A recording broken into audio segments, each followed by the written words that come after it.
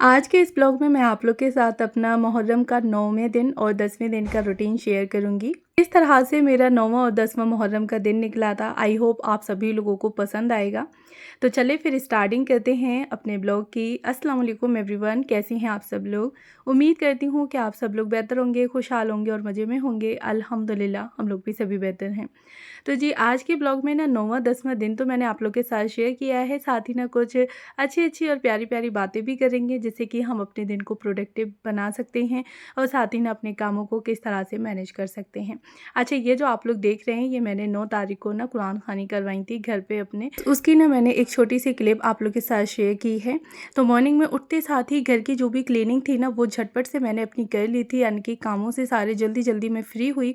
उसके बाद फिर घर में ना सबके कहलवा दिया था कि कुरान खानी है, तो बस मोहल्ले पड़ोस से जो भी लड़कियां थी ना वो सारी आ गई थी। घर के भी जितने भी लोग थे वो सारे इकट्ठे हो गए थे और फिर हम सभी लोगों ने बैठ के कुरान खानी, यानी कि जो भी अपने पारे वगैरह पढ़ने थे ना कुरान पाक के, तो बस उसकी तिलावत की। तो ये था कुछ मेरा 9वें दिन का रूटीन। मैंने 9वें दिन में ज़्यादा कुछ ख़ास नहीं किया था।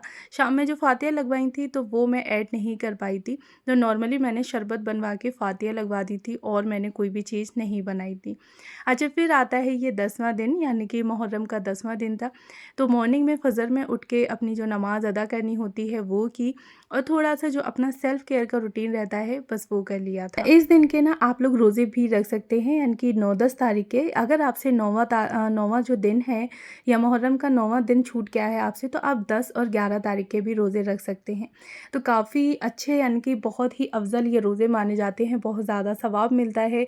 और इन रोज़ों के सदक़े में, यानी कि हमारे जो भी गुनाह हैं या जो भी हम अपनी दुआ कबूल करवाना चाहते हैं अल्लाह से, तो हम ये इस टाइम पे, यानी कि इन दिनों में इबादत करके अपनी वो सारी दुआएं के लिए हिदायत और मग़फ़िरत भी मांग सकते हैं। अपने हमारे जो भी प्यारे हैं जिनका इंतकाल हो गया है तो उनके लिए भी हम लोग यहाँ पे उनकी मग़फ़िरत की जो दुआ है वो कर सकते हैं। तो 10 तारीख का जो रूटीन था वो मेरा थोड़ा इसी तरह से रहा कि उठते साथ ही ना फिर अपना जो सेल्फ़ केयर का रहता है, यानी कि स्किन केयर रूटीन, वो मैंने फ़ॉलो किया था। और उसके बाद यहाँ पे ना बच्चों के लिए मैंने ब्रेकफ़ास्ट रेडी कर दिया था।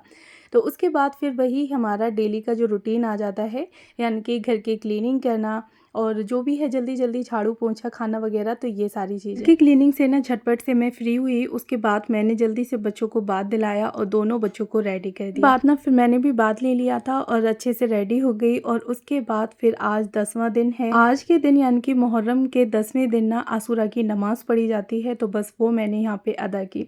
तो ये सारी जो नमाज़ पढ़ी जाती है किस तरह से पढ़नी है, 2 रकात इसकी निफिल होती हैं, यानी कि 2 रकात निफिल नमाज़ होती है आशूरा की। और उसमें ना आशूरा की दुआ पढ़ी जाती है। तो ये मेरे पास पंसूरा था, पंसूरे में मेरी दुआ लिखी हुई थी।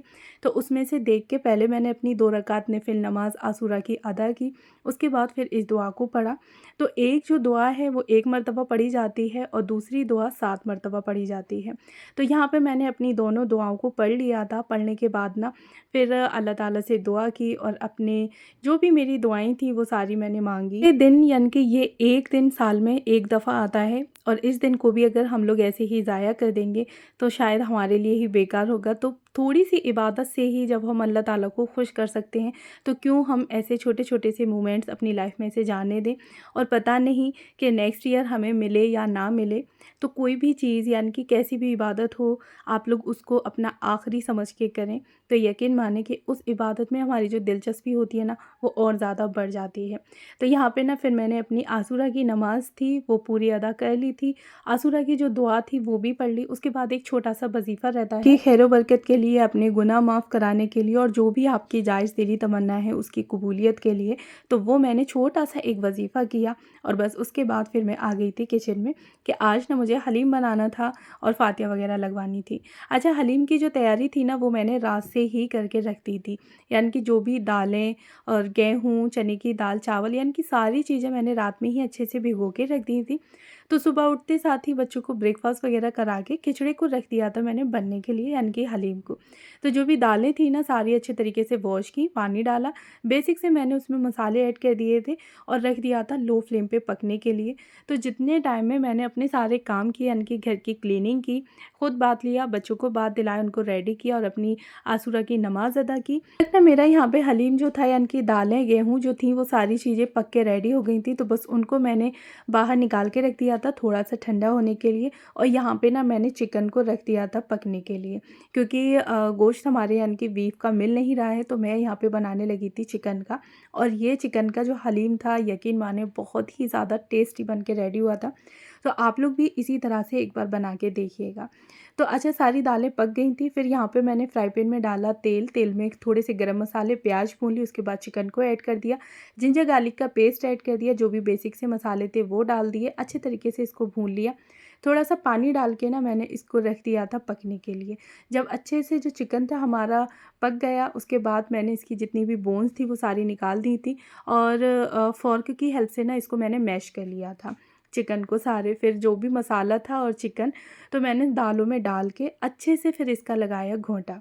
आपके पास अगर घोंटा लगाने वाली जो रई बोलते हैं ना वो है तो आप उससे लगा सकते हैं, वरना आप इस तरह से मैशर से भी घोंटा लगा सकते हैं।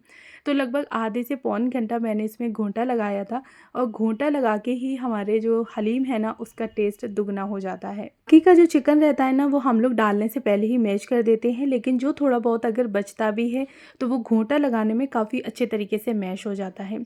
आपको जितना पतला या जितना गाढ़ा रखना है आप उसके अकॉर्डिंग इसमें घोंटा लगा सकते हैं और उतनी देर तक पका सकते हैं।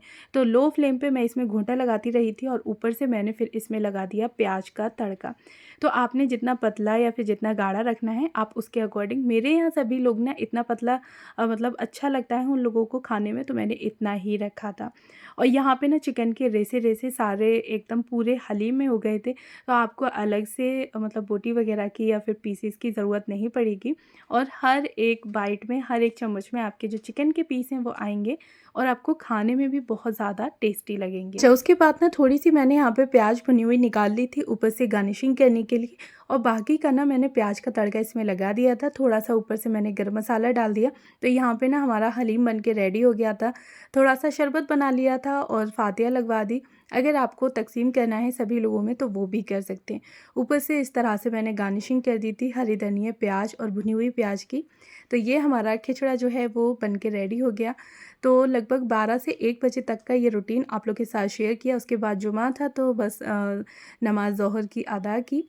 तो कैसा लगा मेरा आज का ब्लॉग मुझे कमेंट बॉक्स में बताइएगा ज़रूर, और अगर फर्स्ट टाइम है तो प्लीज़ मेरे चैनल को ज़रूर सब्सक्राइब करें, साथ में बेल आइकन को भी ऑन कर लें, जिससे कि मेरी किसी भी वीडियो का नोटिफिकेशन सबसे पहले आप तक पहुँचे। और बस कुछ इस तरह से रहा मेरा 9वां और 10वां मुहर्रम का दिन।